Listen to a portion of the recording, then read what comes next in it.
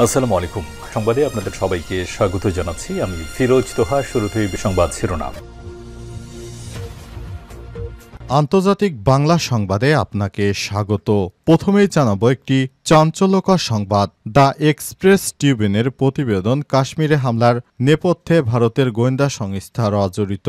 কাশ্মীরে হামলার পেছনে ভারতীয় গোয়েন্দা সংস্থা র জড়িত। টেলিগ্রাম চ্যানেলে ফাঁস হওয়া এক গোপন নথির উদ্ধৃতি দিয়ে চাঞ্চল্যকর এই তথ্য প্রকাশ করেছে পাকিস্তানের সংবাদ মাধ্যম দ্য এক্সপ্রেস ট্রিবিউন।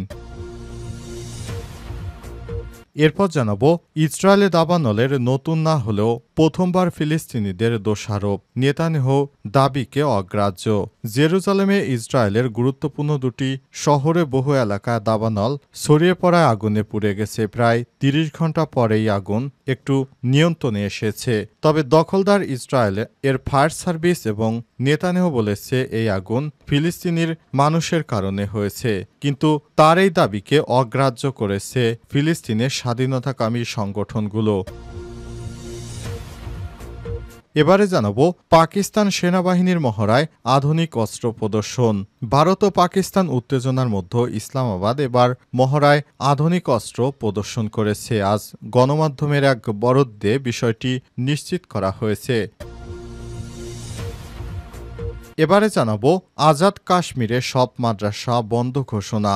প্রতিবেদনে বলা হয়েছে, দুই দেশের উত্তেজনার জেরে ভারত ও পাকিস্তানে চলমান উত্তেজনায় আজাদ কাশ্মীরের সব মাদ্রাসা বন্ধের ঘোষণা করা হয়েছে। আজ এক সরকারি নোটে সে আদেশ জারি করা হয়। এমন আশঙ্কায় 10 দিনের জন্য বন্ধ করা হয়েছে পাকিস্তান শাসিত আজাদ কাশ্মীরের সব মাদ্রাসা।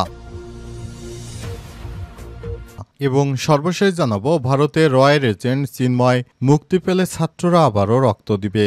ভারতের গোয়েন্দা সংস্থা রয়ের এজেন্ট হিসেবে অভিযুক্ত চিন্ময় কৃষ্ণ দাসের জামিনের বিরোধিতা করে বাদ জুম্মা চট্টগ্রাম নগরীতে বিক্ষোভ মিছিল ও প্রতিবাদ সমাবেশ অনুষ্ঠিত হয়েছে। সমাবেশে বক্তব্য রাখেন বৈষম্যবিরোধী মহানগর সিনিয়র যুগ্ম আহ্বায়ক ইবনে হুসাইন জিয়াদ, অ্যাডভোকেট জমির উদ্দিন, নিহত আলিফের চাচাতো ভাই আদনান হোসেন, রিদওয়ান হোসেন এবং সাজ্জাদ হোসেন প্রমুখ। তারা বলেছে, যদি চিন্ময়কে মুক্তি দেওয়া হয় তাহলে আমরা আবারও রাজপথে নামতে বাধ্য হব। প্রিয় দর্শক, এতক্ষণ শুনছিলেন সংবাদ শিরোনাম, এবারে বিস্তারিত। তবে তার আগে বন্ধুরা, অনুরোধ থাকবে এই সংবাদটিতে একটি লাইক দিন।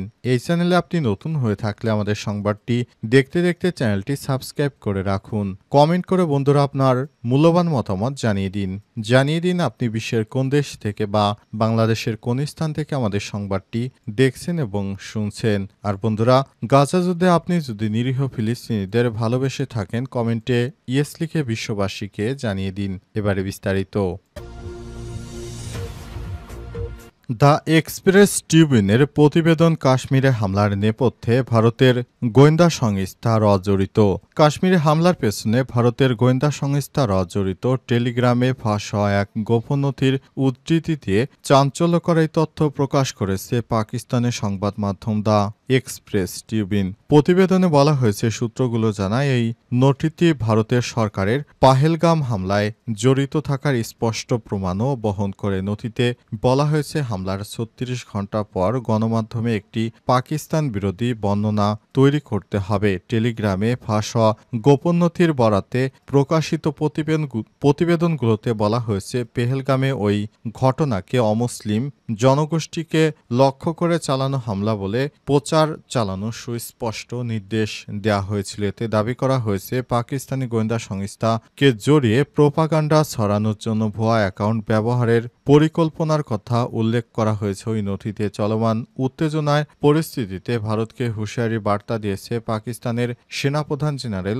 আসিম মুনির। তিনি জানান, ভারতের যে কোনো সময় সামরিক দুঃশাসনের জবাব শক্তভাবে দেয়া হবে। অন্যদিকে কাশ্মীরে হামলার ঘটনায় জড়িতদের প্রতি কড়া বার্তা দিয়েছেন ভারতের স্বরাষ্ট্রমন্ত্রী অমিত শাহ। তিনি বলেছেন, হামলার সঙ্গে যুক্ত সবাইকে খুঁজে খুঁজে বের করতে হবে এবং কাউকেই ছাড় দেওয়া হবে না। টানটান এই পরিস্থিতিতে ভারতকে সংযুক্ত আচরণ করতে মার্কিন প্রেসিডেন্ট ডোনাল্ড ট্রাম্পের হস্তক্ষেপ চেয়েছেন যুক্তরাষ্ট্রে নিযুক্ত পাকিস্তানের রাষ্ট্রদূত। এর আগেও পাকিস্তানের প্রধানমন্ত্রী শেহবাজ শরীফ ও ভারতের পররাষ্ট্রমন্ত্রী এস জয়শঙ্করকে ফোন করে সংকট নিরসনের আহ্বান জানান যুক্তরাষ্ট্রের পররাষ্ট্রমন্ত্রী মার্ক রুবিও। ইসরায়েলে দাবানল নতুন না হলেও প্রথমবার ফিলিস্তিনিদের দোষারোপ করল ইসরায়েল। নেতানিয়াহুর দাবিকে অগ্রাহ্য। জেরুজালেম সহ ইসরায়েলের গুরুত্বপূর্ণ দুটি শহরে বহু এলাকায় দাবানলের আগুন ছড়িয়ে পড়েছে। প্রায় ৩০ ঘণ্টা পরে এই আগুন নিয়ন্ত্রণে এসেছে আজ জানিয়েছে ইসরায়েলের ফায়ার অ্যান্ড রেস্কিউ সার্ভিস। আগুনের তীব্রতা এতটাই ছিল যে পরিস্থিতি মোকাবেলায় জরুরি অবস্থা ঘোষণা করেছে ইসরায়েল। সহায়তা চাওয়া হয় অন্যান্য দেশেরও। নেতানিয়াহুর ১৭ বছরের শাসনামলে কয়েকবার দাবানলের ঘটনা ঘটলেও সর্বশেষ দাবানলটি অন্যতম সর্বোচ্চ ভয়াবহ ক্ষতিকর পরিস্থিতি হিসেবে দেখছেন বিশ্লেষকরা। কারণ ঘটনাটি এমন সময় ঘটল যখন কয়েকটি দেশের সঙ্গে সংঘাতে জড়িয়েছে ইসরায়েল। বিশেষ করে ২০২৩ সালের ৭ অক্টোবর থেকে ফিলিস্তিনে নির্বিচারে হামলা ও দখল অব্যাহত রেখেছে তারা। স্বাধীনতাকামীদের পক্ষে থাকা ইয়েমেনের বিদ্রোহী গোষ্ঠী, গাজার সশস্ত্র গোষ্ঠী, লেবাননের স্বাধীনতাকামী সংগঠন ইরানের সঙ্গে একাধারে সংঘাত চালিয়ে যাচ্ছে দখলদার দেশটি। তবে হুতি অধ্যুষিত দেশটিতে সেভাবে কোণঠাসা করতে পারেনি কেউ। এমন পরিস্থিতিতে দাবানলের মতো প্রাকৃতিক দুর্যোগকে ষড়যন্ত্র হিসেবে দেখছে ইসরায়েলের প্রধানমন্ত্রী বেঞ্জামিন নেতানিয়াহু। তিনি দাবানলের জন্য দায়ী করেছেন ফিলিস্তিনের বাসিন্দাদের। তবে অগ্নি নির্বাপন কর্মকর্তারা বলছেন পর্বতারোহীদের অবহেলা এই অগ্নিকাণ্ডের কারণ হতে পারে। পাকিস্তান সেনাবাহিনীর মহড়ায় আধুনিক অস্ত্র প্রদর্শন। আজ ভারতকে হুঁশিয়ারি করতে পাকিস্তান সেনাবাহিনী একটি মহড়া চালিয়েছে। সেই মহড়ার মাধ্যমে পাকিস্তান আধুনিক অস্ত্র প্রদর্শন করেছে। এই অস্ত্র প্রদর্শনের মাধ্যমে পাকিস্তান দেখালো তারা কতটা শক্তিশালী। বিশেষ করে ভারতকে কোণঠাসা করতে এই ধরনের পদক্ষেপ নিয়েছে পাকিস্তান। ভারতের কাশ্মীরের পেহেলগামে হামলার পর থেকেই ভারত একরকম অঘোষিত যুদ্ধ শুরু করেছে পাকিস্তানের সঙ্গে। তবে পাকিস্তানও কম যায় না। পাকিস্তান পারমাণবিক শক্তিধর রাষ্ট্র হওয়ার পরও তারা এখনও সংযত প্রদর্শন করছে। তারা জানিয়েছে তারা ভারতের কোনো আধিপত্যবাদকে ছাড় দিবে না। ভারত পাকিস্তানের সিন্ধু নদের পানি চুক্তি বাতিল করার যে আত্মঘাতী সিদ্ধান্ত নিয়েছে, এরপরই পাকিস্তান অস্ত্র প্রদর্শন শুরু করেছে। তারা দেখিয়ে দিয়েছে তাদের হাতে কি কি ভয়ানক অস্ত্র রয়েছে। সেই অস্ত্রের মাধ্যমে কিভাবে দিল্লিকে টার্গেট করতে পারে পাকিস্তান। আজ পাকিস্তান সেনাবাহিনী যে মহড়া চালিয়েছে সেখানে উপস্থিত ছিলেন পাকিস্তান সেনাবাহিনী প্রধান জেনারেল অসিম মুনির। তিনি ভারতকে উদ্দেশ্য করে বলেছেন, ভারত কখনো যদি পাকিস্তানের দিকে চোখ তুলে তাকানোর চেষ্টা করে তাহলে পাকিস্তানের পারমাণবিক অস্ত্র দিয়ে ভারতের চোখ উপড়ে ফেলা হবে। বিগত সময়ে ভারত পাকিস্তান দুই রাষ্ট্রের মধ্যে ৩টি যুদ্ধের ঘটনা ঘটেছে। কোনো রাষ্ট্রই কোনো রাষ্ট্র থেকে কম নয়। বিশেষ করে ২০১৯ সালের ঘটনা। তখন ভারতে একটি সশস্ত্র হামলা হয়েছিল। সেই হামলার দায়ে তখন নরেন্দ্র মোদী সরকার পাকিস্তানে এয়ার স্ট্রাইকের নির্দেশ দিয়েছিলেন। সেই এয়ার স্ট্রাইক করতে গিয়ে ভারতের বিমান বাহিনীর এক পাইলটকে গ্রেপ্তার করেছিল পাকিস্তানের সেনাবাহিনী। এরপর ভারতের সেই বিমানকে বিধ্বস্ত করা হয়েছিল। এই ঘটনার পর ভারত আর সাহস পায়নি পাকিস্তানে কোনো ধরনের হামলা চালানোর। অবশেষে এবার প্রথম দিকেই পাকিস্তানের বিরুদ্ধে তারা মিথ্যা অভিযোগ তুলেছে যে পেহেলগামে হামলার পেছনে পাকিস্তান জড়িত, কিন্তু পাকিস্তান সরাসরি না করে দিয়েছে। তারা জানিয়েছে এই হামলার সঙ্গে আমরা কোনো সংশ্লিষ্টতা রাখি না। রয়ের এজেন্ট চিন্ময় মুক্তি পেলে ছাত্ররা আবারও রক্ত দিবে। ভারতের গোয়েন্দা সংস্থা রয়ের এজেন্ট হিসেবে অভিযুক্ত চিন্ময় কৃষ্ণ দাসের জামিনের বিরোধিতা করে শুক্রবার বাদ জুমার নামাজের পর চট্টগ্রাম নগরীতে বিক্ষোভ মিছিল ও প্রতিবাদ সমাবেশ অনুষ্ঠিত হয়েছে। সমাবেশে বক্তব্য রাখেন বৈষম্যবিরোধী মহানগর সিনিয়র যুগ্ম আহ্বায়ক ইবনে হুসাইন জিয়াদ, অ্যাডভোকেট জমির উদ্দিন, নিহত আলিফের চাচাতো ভাই আদনান হোসেন, রিদওয়ান হোসেন এবং সাজ্জাদ হোসেন প্রমুখ।